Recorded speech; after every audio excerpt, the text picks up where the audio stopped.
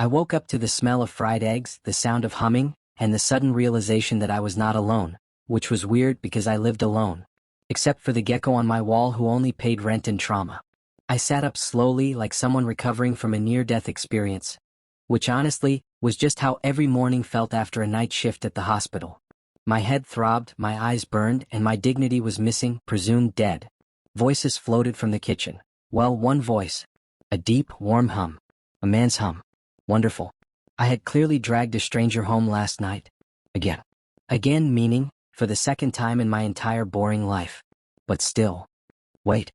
Please, before I continue, support this channel by hitting the like button and subscribe.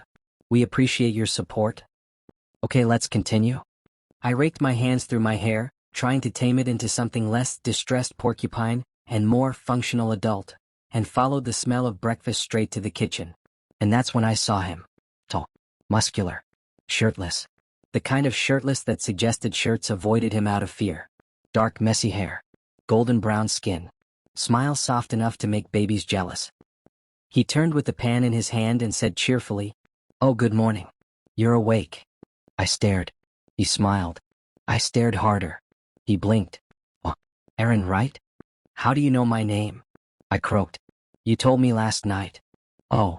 I had no further questions. My brain had crashed. He set the pan down, walked toward me, and held out a glass of water like an overly handsome nurse. "Drink," he said gently. I drank. Because if a Greek god makes you do something, you do it. His eyes dropped to the floor and he chuckled. "You don't remember anything, do you?" "Of course I do," I lied with the confidence of a man who remembers absolutely nothing. "I strategically forgot." His smile widened. "You were adorable." I choked on my water. "Impossible." "Oh no. Very possible. You almost fought a traffic cone because it disrespected your walking space." I wanted to die immediately. Before I could respond, or flee the country, there was a loud knock at my front door. Of course. Because the universe can never let me be humiliating in peace. I opened the door to see my neighbor, Mrs. Karima, a woman who knew everyone's secrets but couldn't remember her own children's birthdays. She leaned in, eyes suspicious. "Aarin? Did I see a man in your kitchen?" My soul attempted to escape my body. I glanced back. Leo, apparently that was his name, waved innocently with the spatula. I panicked. "Oh, him? No, absolutely not. I don't know him." My voice was 3 octaves too high. I sounded like I was being strangled by embarrassment. "He's just, someone who needed a place to sleep." "Yes. Funny story. Not important." Mrs. Karima narrowed her eyes. "Are you sure? He looks very familiar. And very shirtless." "I don't know him." I shrieked like a guilty teenager. She raised her eyebrows, shrugged, and walked off to spread the news anyway. I closed the door slowly. When I turned around, Leo was standing completely still like someone had unplugged him. His expression was blank. No smile. No warmth. Nothing. "I see," he said quietly. Wait. "It's fine," he cut in, tone polite but sharp around the edges. "Thanks for letting me stay. I'll get out of your way." He walked past me, heading toward the living room to grab his jacket. Panic clawed up my throat. I didn't want him to leave. I didn't want to be a coward. But my fear beat my courage to death in a back alley. So all I managed was a pathetic, "You don't have to go right this second." He didn't look at me when he replied, "Don't worry. According to you, we don't know each other." The words hit harder than a truck. He left. Quiet. Controlled. Hurt. And I stood in my hallway, barefoot and stunned, realizing only one thing. I had just ruined something, whatever it was, before it even began. I walked into Monday morning like someone entering a battlefield, slowly, unwillingly, and fully aware that I might not make it out alive. The hospital lobby buzzed with the usual misery. Nurses speed-walking like Olympic athletes, patients arguing with vending machines, and Dr. Duru yelling at a printer because technology fears him. I just wanted coffee. One sip. One peaceful millisecond. But apparently God had logged off for the day. "Everyone, welcome our new private security consultant." The CEO's booming voice echoed down the hall. I didn't look. I didn't care. I was a humble hospital administrator with 0 emotional bandwidth. Then the CEO added, "He'll be working closely with our administrative team." Translation, me. Fine. Whatever. As long as he wasn't shirtless, handsome, and emotionally bruised by my cowardice. "Good morning," a familiar voice said. My soul died on the spot. I turned my head and there he was. Leo. Wearing a fitted black shirt instead of abs, thank God, but still looking like the final boss in a romance game. He smiled warmly at the crowd. Then his eyes landed on me. Smile, deleted. Warmth, evaporated. Kindness, factory reset. He nodded at me with the same energy someone uses to greet an ATM machine. I could feel my spirit climbing out of my body like, farewell. You are on your own. The CEO clapped happily. Aarin, you'll assist Leo with protocols, schedules, and departmental coordination. Assist? Assist. My knees considered unionizing. Leo stepped closer, offering a polite handshake to everyone except me. To me, he offered the emotional equivalent of a tax audit. Mr. Aarin, he said calmly, I look forward to working with you. I meanwhile was malfunctioning like a toaster in a bathtub. Haha, I wheezed. Of course. Or, yes. Familiar concept. The CEO looked pleased. He shouldn't have. Within an hour, Leo and I were shoved into a tiny office together to go over safety protocols. He opened his laptop with the calmness of a monk. I opened mine with the energy of someone defusing a bomb. We worked in excruciating silence for 15 minutes before I cracked like an egg under a bulldozer. Leo, I whispered. He didn't look up. Mr. Aarin. That hurt. I could physically feel my heart folding into origami. I wanted to apologize about yesterday. No apology necessary, he said, scrolling. You made it clear we don't know each other. My face heated so fast I nearly self-combusted. I didn't mean it like that, I muttered. My neighbor startled me. He finally looked up, eyes sharp enough to peel a mango. So you lied because she startled you? Well, that's not, okay, yes, but, no. I panicked. Understandable, he said smoothly. Fear does that. He was being polite. The kind of polite that cut deeper than anger. I slumped in my chair like a defeated plant. You're mad at me. He closed his laptop with the calm finality of someone ending a friendship, or a life. Aarin, he said, voice steady, you owe me nothing. We met for one night. You don't have to acknowledge me if it makes you uncomfortable. Every word landed like a brick on my chest. It doesn't make me uncomfortable, I said quickly. Then why deny knowing me? Because I'm a coward. Because I liked you too fast. Because my heart is a fragile IKEA shelf and you look like someone who could break it by breathing too deeply. But instead of saying all that, I said, I don't know. I'm stupid. Leo gave a soft exhale, the kind that's half laugh, half disbelief. Our eyes met, and for a second, his gaze softened. Just a fraction. Like he almost remembered liking me. Then his phone buzzed. He stood. I have to check on the new security cameras. And he left. No smile. No warmth. Just quiet footsteps and a professional nod. I sank into my chair, face in my hands. Perfect. Wonderful. My life was officially a tragic comedy, the kind where the audience laughs while I drown. There are many things I never want in life. Food poisoning. An audit. And being trapped alone with a man who hates me but is also so attractive it makes my lungs malfunction. Guess which one I got? The city power grid decided to play hopscotch with the electricity, causing flickers all across the hospital. Computers crashed. Elevators froze. A vending machine started spitting out snacks like it was possessed. Everyone panicked. Except Leo. Of course. He stood in the hallway, arms crossed, radiating calm competence while I radiated panic and perspiration. We should check the emergency lighting in admin, he said. We. I squeaked. Yes, Aarin. We. As in you and me. Together. His tone was painfully neutral, so neutral it felt personal.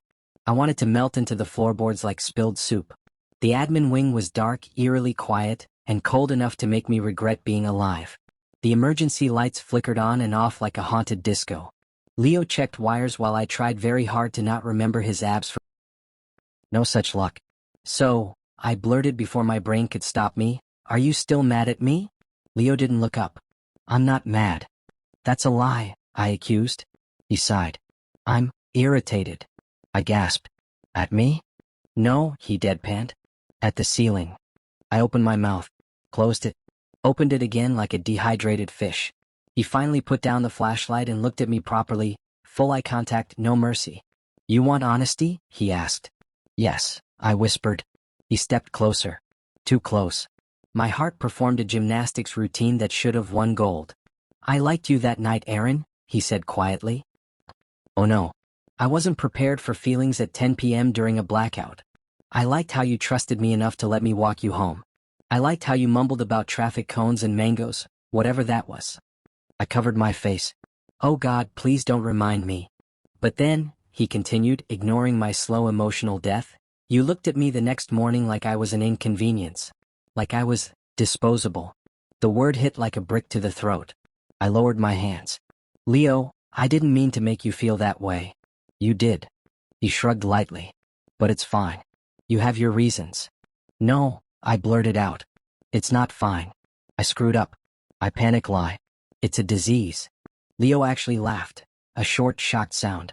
But then his expression shifted, deepened. You acted like you didn't know me, he said softly, and I remembered you too much. Silence. Thick, heavy, electrified silence. Then, because my life is a circus, the lights went out. Completely. Pitch black. I yelped. Leo sighed. Something clattered. I might have grabbed his arm. Maybe. Probably. Definitely. Relax, he murmured. It's just the power. But what if it's ghosts? Aarin, please. His hand found mine in the dark, warm, steady, grounding. My heart dissolved into soup. Lightning flashed outside, illuminating his face for half a second. Wet hair from the rain, jaw clenched, eyes too intense for my cardiac safety. I wasn't trying to hurt you, I said in one breath. And I wasn't trying to avoid you, he replied just as fast. We stood inches apart, breathing the same air like two idiots in a romance novel. Another flash of lightning. Leo's gaze dropped to my lips. He stepped forward. I stepped backward. He stepped forward again. I hit the desk. It was the least graceful moment of my adult life. He braced a hand beside my head, voice low. If you want me, he murmured, then stop pretending you don't. My heart stopped. Restarted. Did 3 cartwheels. I do want you, I whispered. The lights flickered back on at that exact moment, because destiny is a clown. We blinked at each other like startled owls. Leo exhaled, long and shaky, then stepped back. I need air, he muttered, running a hand through his hair. We'll talk later. He walked out into the rain. And I stood there, chest burning, hoping later wouldn't be too late. The next morning, I walked into the hospital feeling like a man who had survived both a blackout and a near kiss that fried all his remaining brain cells. I wanted coffee. I wanted peace. I wanted Leo to stop being so attractive and emotionally important. Instead, I got chaos. The moment I stepped into the lobby, Nurse Bimbo shouted, "Congratulations, Aarin." For what? I asked, terrified. She grinned like a mischievous pixie. For getting a boyfriend. My soul left my body, did 3 laps around the ceiling fan, then re-entered at high speed. What? Who? What boyfriend? She winked. The tall, handsome security consultant with stormy eyes and trust issues. He left the hospital with you last night. We were, it's not, I stuttered in Morse code.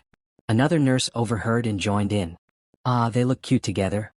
A power couple. Tall and short dynamic, I love it. I'm not short. I cried, which was absolutely not the point but important to my dignity. Someone at the reception added gently, "Sweetie, he's a whole skyscraper. Everyone is short next to him." I died again. Twice. Reborn only in shame. And then, because time hates me, Leo walked in. His hair damp from the morning drizzle. His shirt tight enough for me to reconsider my religion. His eyes locking onto mine with that same unreadable intensity from last night. Everyone turned to look at him. Then at me. Then back at him. Smiling like they were watching a live telenovela. Leo blinked. Why are 50 people staring at me? Nurse Bimbo clapped. Shy now? Go hug your man. Leo choked. I choked. A doctor in the corner choked. We are not, I began. But Leo had already turned to me, eyebrows raised. Your man? I wanted to sink into the floor, dig a tunnel to the center of the earth, and live there permanently with the worms. We're not dating, I blurted. We're barely speaking. The room gasped like I'd confessed to murder. Nurse Bimbo whispered to someone, Enemies to Lovers Arc Episode 7. Leo rubbed his face. I need a walk. He walked out. And I, because I had both cowardice and courage fighting a violent battle inside me, ran after him. Outside the building, under the gray morning clouds, I finally caught up. Leo. He stopped but didn't turn around. Leo, please, can we talk? He turned slowly. His expression was carefully blank, like he was afraid any emotion would betray him. You don't have to explain what people think, he said. We both know it's not true. I stepped closer. But I don't want people thinking I don't know you either. He hesitated, eyes flickering. Aarin. No. Just let me say this. I took a deep breath. The longest breath of my life. Possibly medically unsafe. I hurt you, I said plainly. Not because I don't care. Not because you meant nothing. But because I'm scared of things that matter too much. He stared at me, jaw tight. I didn't deny knowing you because I didn't want you, I continued. I did it because I wanted you too fast. And I didn't know what to do with that. A beat of silence. Then two. Then three. Leo's voice was quiet. You really are an idiot. I nodded vigorously. A certified award-winning idiot. A tiny smile, microscopic but real, touched his lips. I'm not asking for grand gestures, he said. Just honesty. Don't pretend I'm nobody. I stepped close enough to feel his warmth. Okay, I whispered. I won't pretend. His eyes softened fully for the first time since that morning in my kitchen. Aarin, he said gently, do you choose me? Yes or no? My heartbeat did a drum solo. I reached out, slow, careful, and slipped my fingers into his. Yes, I said. In daylight. At night. In front of gossiping nurses. In front of traffic cones. He laughed. Actually laughed. Loud, warm, and real. Then, without hesitation, he squeezed my hand. We walked back into the hospital like that, hand in hand, visible to everyone. And honestly, let them stare. For once, I wasn't pretending. And neither was he.